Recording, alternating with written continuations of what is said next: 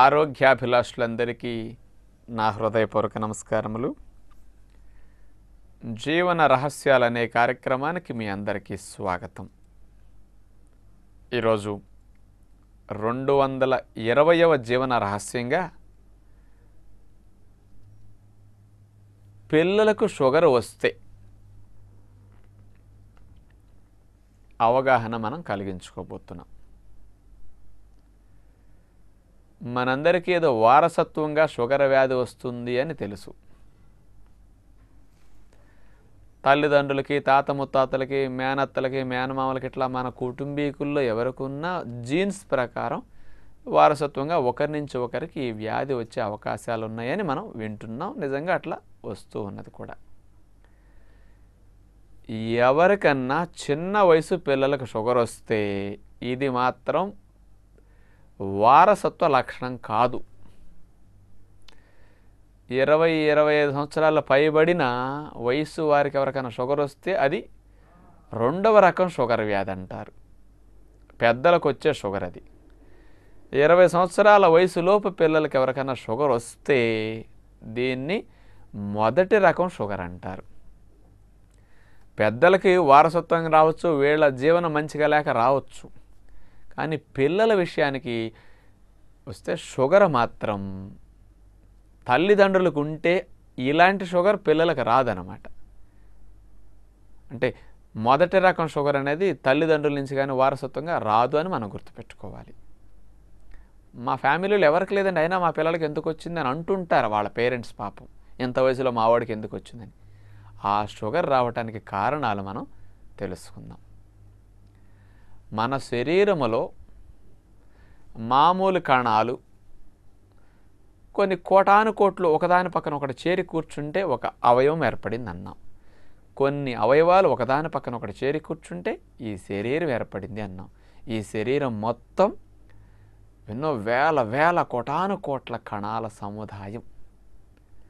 అలాంటి కణాలకు పరాయి హాని కలిగించే క్రిముల నుంచి, వైరస్, బ్యాక్టీరియాల నుంచి రక్షణ కలిగించడానికి మన శరీరంలో రక్షక దళాలు ఉంటాయి.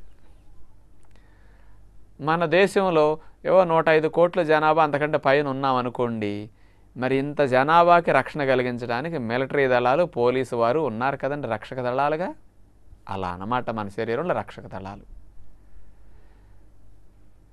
పోలీసులు కానీ, మిలిటరీ వారు కానీ ఏదో తీవ్రవాదుల్ని, కొంచెం నక్సలైట్ని, రాడికల్స్ని, గోండాల్ని, దొంగల్ని ఇట్లాంటి వారిని పట్టుకుని మన సమాజంలో పౌరుల్ని రక్షణ కలిగించడానికి ఉన్నారు.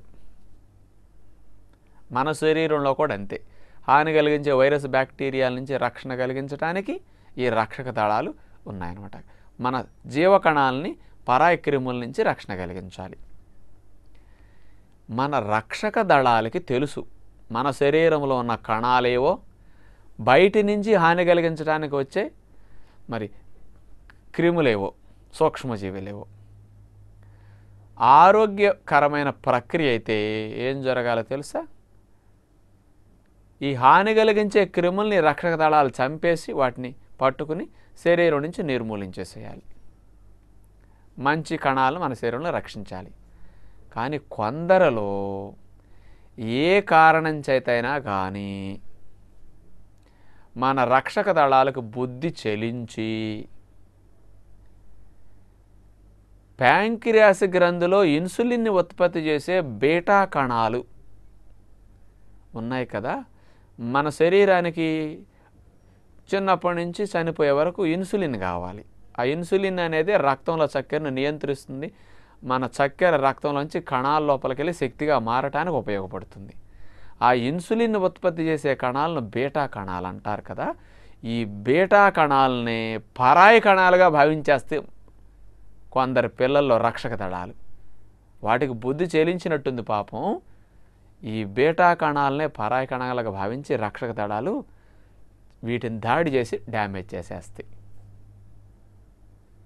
అప్పుడు బీటా కణాలు దెబ్బతినిపోతాయి. మరి బీటా కణాలు దెబ్బతింటే ఇన్సులిన్ ఎట్లా ఊరుతుంది?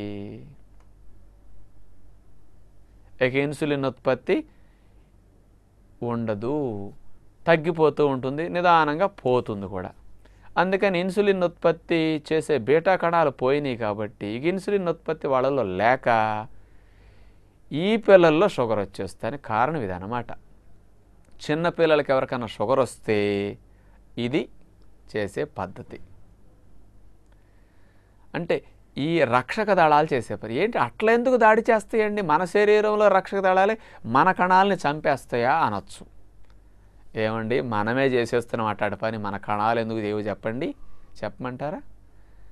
పెళ్ళవుతుంది, భార్యాభర్తలు ఒకటవుతారు, మా ఆయన మా ఆవిడ అనుకుంటారు, చక్కగా ముచ్చటగా కొత్త కాపురం బాగా సాగుతుంది, ఏదో పిల్లల్ని పెడతారు, 4 ఏళ్ళు 5 ఏళ్ళు గడుస్తుంది, ఏవో ఒకళ్ళ నుంచి ఒకళ్ళకి బాగా అర్థమైపోతుంది, కొత్త మోజులో పెద్ద ఏం తెలియవు, కానీ తర్వాత అన్నీ ఒకళ్ళే బయటపడుతుంటాయి.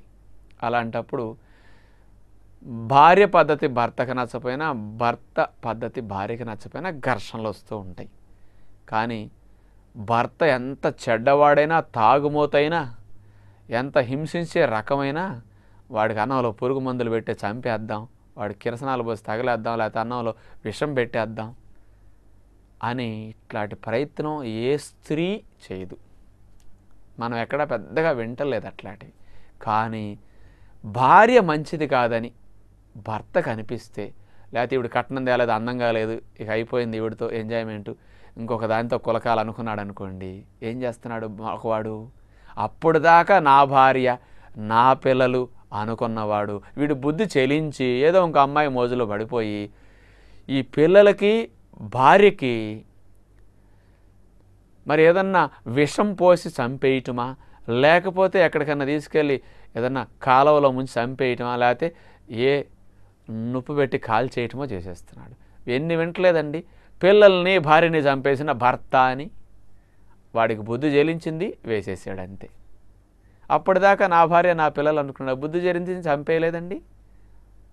తానా అనుకున్న వారిని కూడా చంపగలిగాడు కదా. అట్లాగే మన రక్షక దళాలు పాపం వాటికి బుద్ధి చెలించింది, బీటా కణాలు చంపేసింది, ఇన్సులిన్ వరద. అందుకని చిన్న పిల్లలకి ఇన్సులిన్ ఉత్పత్తి చేసే కణాలు దెబ్బతింటాయి కాబట్టి ఇన్సులిన్ లేక షుగర్ వస్తుంది.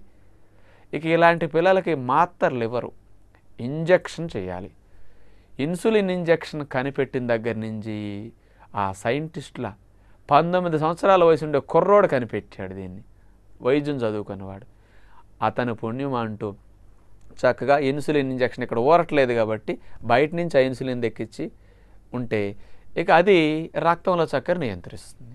కానీ చంటి పిల్లలకు షుగర్ వస్తే ఎప్పటికీ ఇన్సులిన్ ఇంజెక్షన్ చేసుకోవాల్సింది 2 పూటలు 3 పూటలు.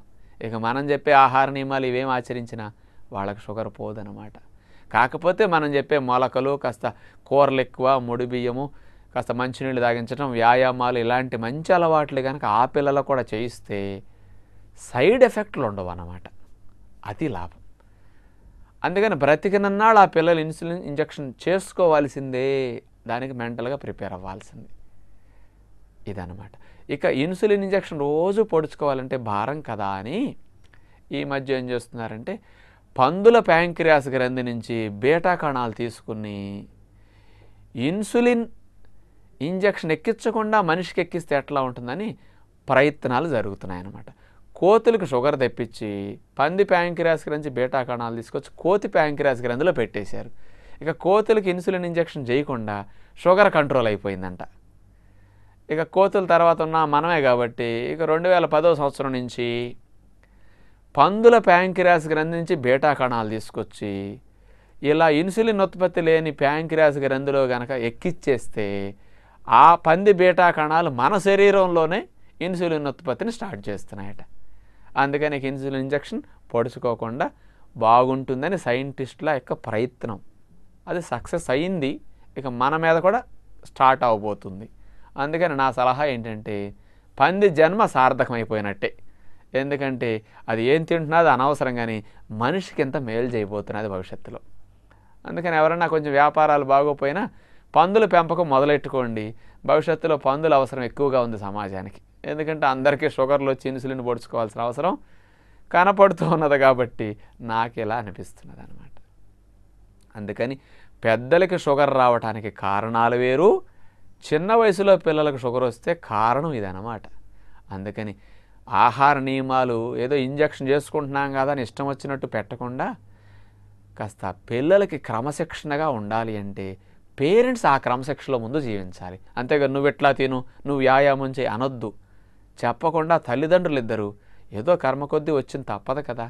మీరు మారి ఇలాంటి మంచి ఆహార నియమాల అలవాట్లన్నింటినీ అలవర్చుకుంటూ మీ పిల్లలకు ఆదర్శంగా మీరు తయారై వాళ్ళకి కనపడుతూ ఉంటే వాళ్ళు నేర్చుకుంటారు. చక్కగా సైడ్ ఎఫెక్ట్ లేకుండా జీవనం సాగుతుంది. చిన్న పిల్లలకు షుగర్ వ్యాధి గురించి కాస్త అవగాహన. తదుపరి 221వ జీవన రహస్యంగా మొలకలు ఎన్ని తినొచ్చు అనే విషయం మనం తెలుసుకోబోతున్నాం. అందరికీ సెలవు. నమస్కారం.